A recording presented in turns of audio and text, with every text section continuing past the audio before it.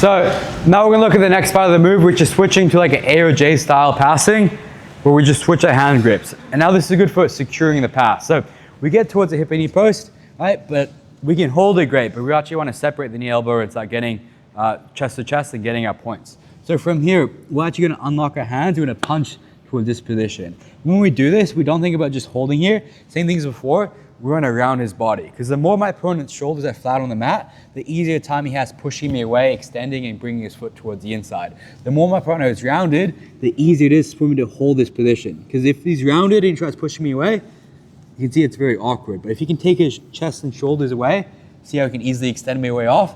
So one of the main concepts we use when we're passing the guard is keep your opponent concave and keep him in this rounded shoulder position. So from here, you're keeping him concave by pulling him into you. But when you switch your grips, it's the same thing. Make sure you have your head on the inside and think about your hand grabbing his lat area and your other hand grabbing his knee.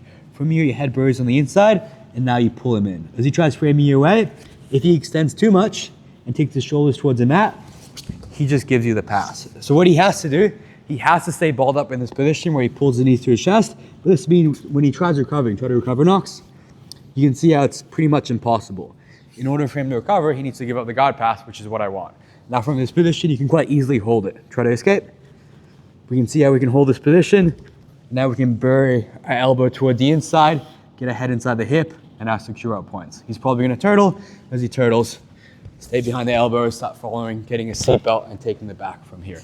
So once again, we're getting towards the side. If he has frames in place, we never just dive in towards frames because that's never gonna work. So we stay on the outside here. The moment he takes his frames away, we take that shoulder in and now we're playing from this position. He tries to high leg, we can hold, and now we switch towards here. Try to high leg and recover now. I can easily hold this position for prolonged periods of time. Now my elbow cuts towards the inside, getting that disconnection, and now I get the pass. Any questions? No, last thing we're gonna do. 3, 2, 1.